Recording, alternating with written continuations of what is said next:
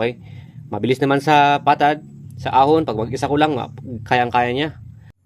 Hello mga kabisik, ayan, ano ba yung best sprocket na gagamitin natin sa ating mga motor? Ayan, sa akin is 38, diba? 30 dyan, 428 yan. Doon sa harapan is 14, okay, 14 teeth sa engine sprocket natin. So, syempre, ang ating motor ay may kanya-kanyang lakas, okay, power, horsepower, ayan. So, depende yan sa kailangan mo sa iyong daily na pagmumotor. Okay, pag ikaw ay nasa patad lang at gusto mabilis, syempre, kailangan mong liitan itong dito sa likod, okay? No, rear sprocket natin. Halimbawa, yung stock ng iyong motor is 42 at saka 14. Yan, sa harapan. Yun yung balance na nilagay ng company. Yung ratio niya is 3. Okay? Okay sa patad, okay sa ahunan. Yan. Pero kung gusto mo, no, dahil wala masyadong ahunan dun sa inyong lugar, syempre, pwede mo siyang babaan dito sa likod na sprocket. Imbes na 42, yung dati niyang stock, is lagyan mo siya ng 38 kung gusto mo, ayan, or 36, ayan.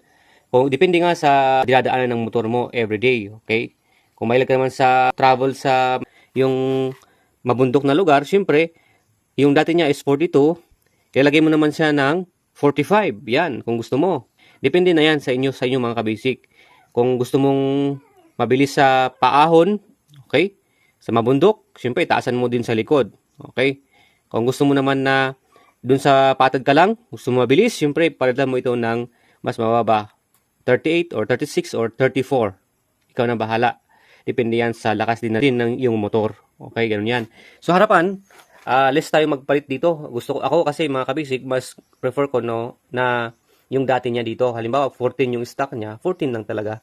Okay? Kung ito naman yung stock niya is 15, 15. Okay? Depende po sa inyo yan. Pero sa akin, pag 15 yung stock, 15 lang. Dito na ako magpapalit sa likod. Okay? Kung gusto ko yung mabilis sa ahon o mabilis sa patag, bababaan ko, syempre, pag mabilis sa patag, paahon is tataasan ko yung ngipin niya. Okay? Dito sa harapan, huwag na masyadong palitan dyan. Okay? Para good na good. Pero kung talagang wala kang choice, okay lang naman na kung 14, yung dati niya, mag-15 ka, okay lang. Okay, or mag-13 ka, ganun.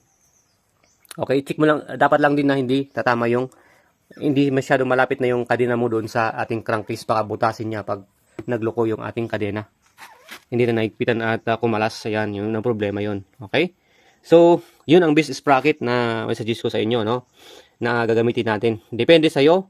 Sabi ko nga, marami nagtatanong sa atin kung ano yung best sprocket na gagamitin natin sa ating mga motor. Depende yan, lagi yan sa, syempre, lakas ng motor mo, yung horsepower ng motor mo. At gayon din, habang ginagamit mong motor mo, maramdaman mo naman kung gaano kalakas yan. Halimbawa, ayan, halimbawa na naman ito sa akin, no? 38 ito at saka 14 dun sa harapan, sa Yamaha EZ natin na 153 version 1, okay? So, ayan, sinubukan na natin tong 38, okay? Dati ito ay, nung dati nito is, nilagay niyang unang may-ari na is 15. Binago sa harap, 15. At saka dito sa likod is 43. Ayan. Kaya lang, nung tayo ay nagra-rides na, may patad tayo, siyempre may paahon tayo, may pabundok tayo na trail na dinadaanan, lagi-lagi yan. Kaya, nakukulangan tayo doon sa 15 at saka sa 43. Okay? Kaya ang ginawa natin, dahil gusto natin ibalik din yung stock natin na 14 dito, nag-14 na tayo, tapos binabaan natin dito ng 38. Ayan, 38. At nakuha naman natin yung gusto natin. Ito na yung pinaka-best para sa akin Yamaha EZ na motor. Okay? Mabilis naman sa patad, sa ahon, pag mag-isa ko lang, kayang-kaya niya. Okay na okay, walang problema. Kaya nasa inyo yan mga kabisik, nakadepende sa inyo ano yung best sprocket na gagamitin nyo. Pero consider nyo yung lakas ng motor natin at yung pakiramdam natin na kung pahon or patad, need pa ba na patasin yung likod na sprocket para mas malakas umakyat or pababaan natin yung sprocket natin para mas mabilis sa patad. So, nasa inyo na po yan mga kabisik. So, yun ang may share ko lang at hopefully ay meron tayong natutunan. Alright, thanks for watching.